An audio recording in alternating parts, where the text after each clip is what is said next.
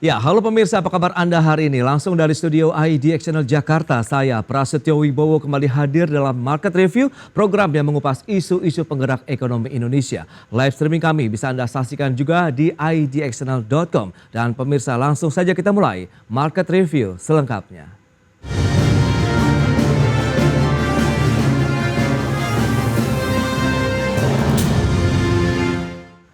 Ya, event The 10th Indonesia International Geothermal Convention and Exhibition atau IIGCE 2024 telah digelar di Assembly Hall Jakarta Convention Center sejak 18 hingga 20 September 2024, di mana event ini menjadi momentum Indonesia untuk memperkuat komitmen percepatan pembangkit listrik tenaga panas bumi. Ya, seperti diketahui, panas bumi berpotensi besar mewujudkan masa depan sektor energi yang lebih berkelanjutan di Indonesia. Oleh karena itu, PT Pertamina Geothermal Energy Tbk menawarkan paradigma baru untuk mengakselerasi pengembangan energi panas bumi yang bertumpu pada strategi pembaruan model bisnis, penurunan biaya, dan diversifikasi bisnis. Lantas seperti apa kekuatan finansial dan operasional dalam pengembangan panas bumi di Indonesia? Langsung saja kita akan simak perbincangan rekan Prisa Somodatu bersama dengan Direktur Keuangan PT Pertamina Geothermal Energy Tbk di Jakarta Convention Center. Selamat menyaksikan.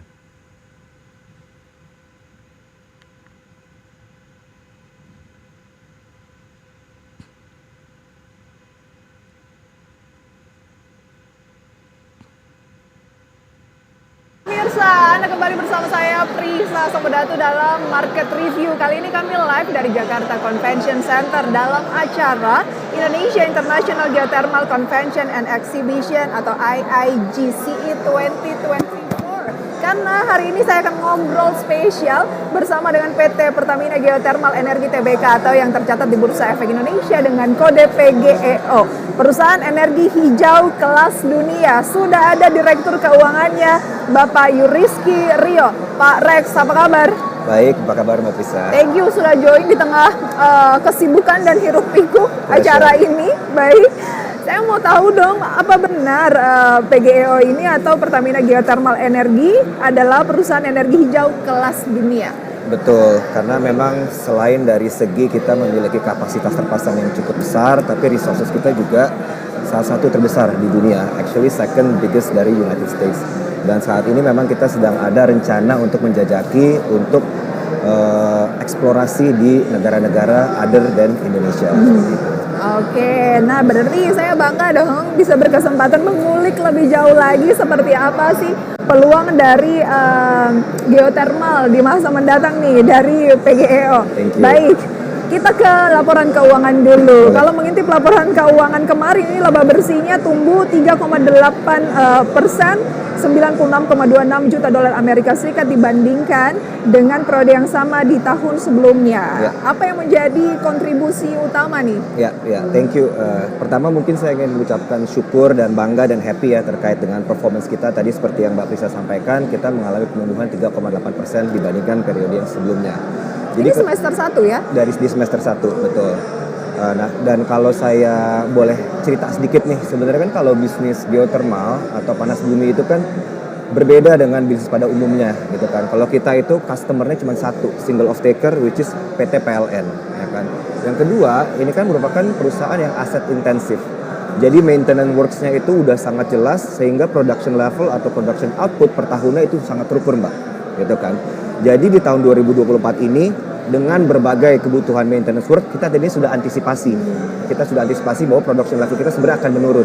Tapi saya di sini mewakili other BOD, kita mengajak seluruh teman-teman perwira di PGE untuk gimana cara kita optimalkan produksi at least at the same level of last year.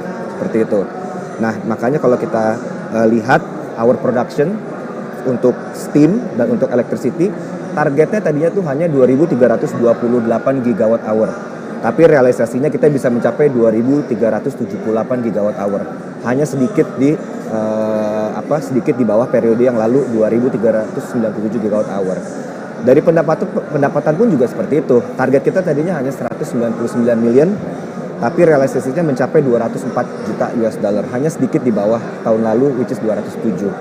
EBITDA target kita hanya 155, realisasi kita mencapai 168. Net profit tadi sudah saya sampaikan target tadinya hanya 59 juta, tapi kita bisa mencapai 96 juta, bahkan lebih tinggi dari periode yang sebelumnya.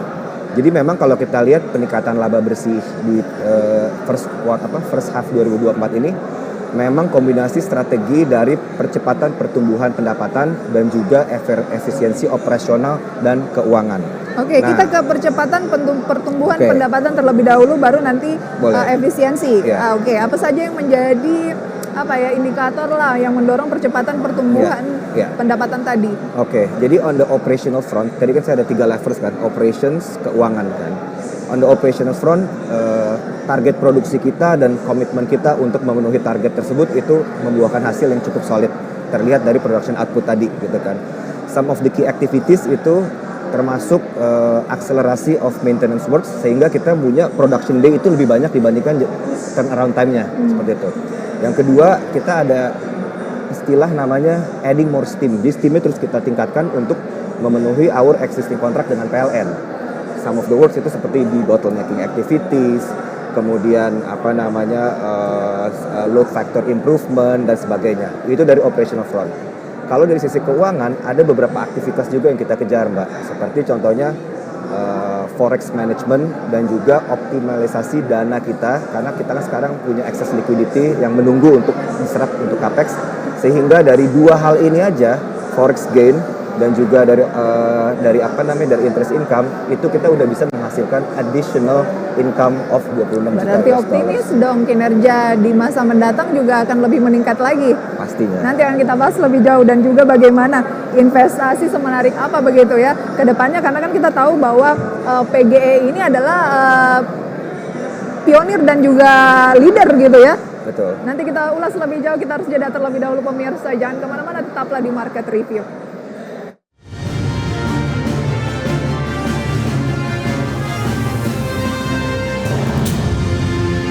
Terima kasih pemirsa, Anda masih bersama kami dan kita masih live dari Indonesia International Geothermal Convention and Exhibition 2024 bersama dengan PT Pertamina Geothermal Energi Tbk. Masih bersama dengan Pak Rex. Oke Pak, pemerintah saat ini dan pemerintah selanjutnya begitu ya, optimis dan tampaknya akan menaikkan target dari renewable energy lah, energi hijau. Nah, pastinya termasuk di dalamnya adalah panas bumi. Nah, harapannya seperti apa dan sejauh mana kesiapan dari PGE sendiri untuk proyek tersebut ataupun kuota tersebut bisa tercapai? Iya. Ini sebenarnya kalau pertanyaan Mbak Pris itu related to the project development yang sedang kita lakukan ya, berarti ya. Wah, sebenarnya ada beberapa project line up nih Mbak yang kita sedang kejar atau kita lakukan gitu kan. Tapi kalau saya boleh take a step back gitu kan. Memang kalau saya kan lumayan rutin ya, having a regular dialogue dengan para investors, baik yang investor global, domestik, maupun investor yang udah jadi pemegang saham atau maupun yang belum jadi pemegang saham. Intinya dari pembicaraan dengan investor tersebut ada satu hal yang mereka selalu pertanyakan ke kita, how do you monetize the business? Ada 2 hal, which is increase capacity, yang kedua which is power purchase agreement baru, gitu kan. Nah, untuk yang increase capacity itu mostly memang kita itu sekarang lagi fokus ke 2 project. 2 project ini, satu adalah project Lumut Balai Unit 2, which is ini akan menghasilkan additional install capacity untuk PGE sebesar 55 MW yang akan having ready mechanical completion by the end of the year. Progresnya sekarang udah 84% dan kita confident by second quarter of next year itu udah bisa COD. Kemudian yang kedua ada Hulu Lais Unit 1 dan 2 Mbak. Ini akan menambahkan kapasitas 110 MW untuk PGE. Jadi di sini agreement kita agak beda dengan PLN. Kalau biasanya kita power purchase agreement, untuk Hulu Lais kita steam sales contract. Jadi kita jual steamnya. PLN yang akan membangun power plant-nya. Sekarang steam fields-nya kita itu udah ready. Udah above the ground. Sekarang kita lagi working closely with PLN untuk mengakselerasi development of power plant yang akan dioperate sama PLN seperti itu. Target untuk ini maybe within the next 2 or 3 years sudah bisa COD. Itu dari penambahan kapasitas. Kemudian yang kedua, penambahan dari PPA. Nah, PPA ini kita yang paling cepat adalah kita ada nama project cogeneration power plant development menggunakan binary technology. Nah, sebenarnya itu apa sih? To simply put, itu sebenarnya adalah program optimalisasi dari existing power plant yang sudah ada. Jadi kalau di existing power plant itu ada fluida yang setelah diekstrak itu nggak kepake, normally kita re-inject lagi ke reservoirnya, itu kita alihkan Mbak ke cogeneration power plant melalui teknologi binary dan heat exchangers, itu bisa menghasilkan additional output 20-20% kapasitas. Dan untuk yang cogen itu sendiri, kita udah mengidentify ada 230 megawatt total. Jadi bayangkan dari yang conventional power plant kita ada 165, dan dari yang cogeneration power plant kita ada 230 megawatt. Inilah yang kita akan coba mengkontribusikan terhadap energi transisional yang sedang terjadi di Indonesia saat ini. Oke, kalau dari segi investasi itu apakah membutuhkan tentunya biaya yang tidak sedikit, seperti bagaimana kesiapan dari PGE? Ya, sebenarnya kalau investasi seperti yang diketahui sekarang ini, tahun lalu kita baru IPO, ya kan, baru IPO. Sekarang ini kita bisa dibilang having a very strong firepower. Dananya masih ada yang Our tersisa cash ya? sekarang 700 juta US dollars, 60% memang sisa dana IPO, tapi 40% itu hasil pendapatan operasi yang kita jalankan gitu kan. Nah, pertanyaan Mbak, apakah kita ready untuk develop all this project yang tadi saya mention? Jawabannya tentu iya. Cuman mungkin kita lihat on a case by case basis ya Mbak ya. Kalau kita mungkin melakukan equity fundraising sepertinya tidak. Tapi kalau kita trying to explore external financing dari instrumen utang, ini menurut kita something yang kita masih bisa explore. Kenapa? Karena sekarang ini kita coba lagi re-strategizing our capital structure gitu kan. Kita kan ada project-project yang masih masuk dalam fase eksplorasi. Kalau fase eksplorasi itu kan projectnya bisa dibilang unbankable. Dan kita untungnya punya cash yang kuat untuk mendanai project-project masih tahap eksplorasi. Tapi pada saat masuk ke development, saya ini strategisnya adalah kita why not, kalau memang udah lewat masa-masa beresiko, kita masuk ke development, kita meminta support dari external financing untuk mendapatkan bunga atau cost of fund yang lebih mudah, sehingga ini bisa menghidupkan atau meningkatkan return profile dari project-project yang kita sedang jalankan, seperti itu. Dan menurut kami approach seperti ini justru akan preserve value within the long run untuk PGE itu sendiri. Oke, nah tahap dari upaya ya agar investasi di sektor energi panas bumi ini bisa lebih menarik lah. Tentunya sudah sejauh mana? Nanti akan kita ulas lebih jauh. Kita jeda kembali ya. Oh ya. Dan kembali usai jeda pariwara, tetaplah di Market Review.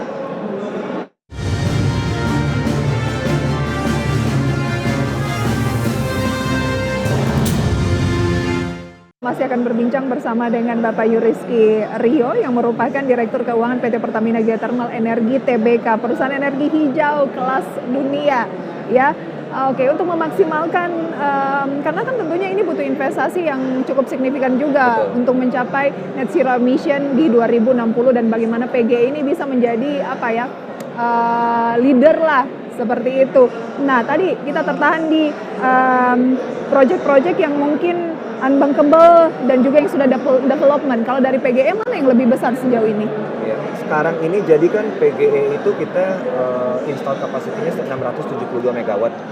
Nah, kalau tahun lalu 2023 kita tuh masih fokusnya terhadap efisiensi operasional dan produksi. Nah, kita udah bikin plan, udah bikin roadmap bahwa dalam 2-3 tahun ke depan itu install capacity kita harus mencapai 1 gigawatt. So we will become a 1 gigawatt company within the next 2 or 3 years. Berarti dari PLN juga ada potensi menaikkan kontraknya sebesar itu? Yes. Nah, gimana caranya? Ini saya paling sering ditanya. Apakah itu achievable dalam 2-3 tahun ke depan? Nah, dari yang tadi saya sebutkan, ada proyek Lemut Balai, Hulu Lais, dan kemudian Kogen sampai dengan 230 megawatt, itu bisa kita bilang itu a quick win project kita atau low hanging fruit project kita. Di mana project-project tersebut kalau Hulu Lais dan Lemut Balai itu udah covered secara financing. Untuk Kogen sampai dengan sebesar 230 megawatt itu sudah nggak ada resiko eksplorasi. Kita steamnya udah di atas, kita tinggal bikin power plant. Tinggal ngebor aja lah. Iya. Istilah tinggal kita connect awamnya ya. Okay. Betul. Dan juga kalau Kogen power plant itu agak berbeda Mbak dengan conventional power plant. Conventional power plant kita bisa take about 4 to 6 years to build, tapi Kogen itu cuma maksimal 2 tahun udah bisa. Karena tadi saya bilang steamnya udah keluar di existing power plant, itu tinggal kita redirect ke Kogen power plant. Dan ini kita aim dalam 2-3 tahun ke depan untuk increase our capacity menjadi banyak yang organik berarti ya. Banyak yang organik. Nah, apa yang menjadi tantangan? Berarti udah ready banget dong PGE sebenarnya. Nah, apa yang masih menjadi namanya sebuah bisnis kan pasti ada tantangannya juga gitu. Ya, sebenarnya kalau kita lihat resiko terbesar dari sektor panas bumi itu adalah subsurface risk, di bawah surface, ya kan. Nah, ini kalau kita planning tidak sesuai dengan output yang tereksplorasi, tentunya itu akan memberikan dampak ke planning keuangan, proyeksi, pendapatan, profit dan sebagainya gitu kan. Tentunya dari PGE kita selalu terus, selain dari kita melakukan studi yang secara komprehensif, tapi di sini kita juga mulai membuka peluang untuk bermitra dengan strategic partner. Nah, fungsi mitra ini apa? Nggak hanya kita trying to share the risk atau capital allocation, tapi kita juga harapannya bisa mendapatkan transfer knowledge, transfer teknologi, transfer inovasi, supaya kita bisa memitigasi subsurface risk tersebut dan juga bisa menaikkan return profile dari proyek-proyek yang sedang kita jalankan. Seperti itu. Dan ini pun sebenarnya udah kita jalankan, Mbak. Jadi dari total yang 672 MW yang kita udah jalan, ini kan kita jalankan sendiri nih di area-area kita. Nah, kedepannya untuk yang izin panas bumi baru itu ada 2 area kita baru mau masuk ke tahap eksplorasi. Kita juga udah menjajaki kerjasama dengan pihak luar, Kota Mobagu dan Waratai. Kita kerjasamanya dengan Chevron dan juga dari Mubadala. Jadi kedepannya bisnis modelnya kita coba untuk melakukan strategi collaboration dengan partners. Oke, bisa dikatakan itu termasuk paradigma baru yang diakselerasi ya oleh PGE khususnya dari pembaruan model bisnis. Betul, itu yang kedua. Jadi sekarang ini kita lagi shifting our paradigm, seperti itu. Kita ada 3 pilar yang memang kita sedang kejar. Yang pertama itu adalah updating our business model. Itu apa? Itu namanya stepwise development.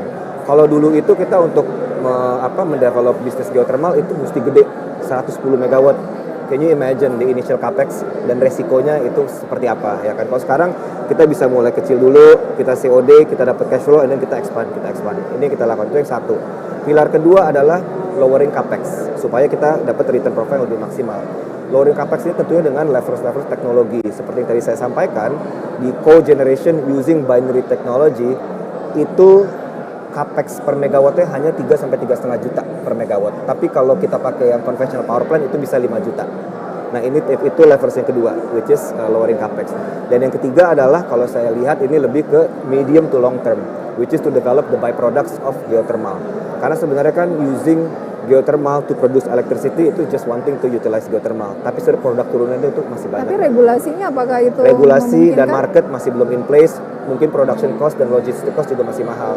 Tapi yang kita lakukan di sini adalah next year 2025 kita akan launching pilot project untuk develop green hydrogen. Contohnya? Green hydrogen yang kita akan kembangkan di Lahendong dan Ulu Belu. Tapi kita belum kita siapkan untuk mass market.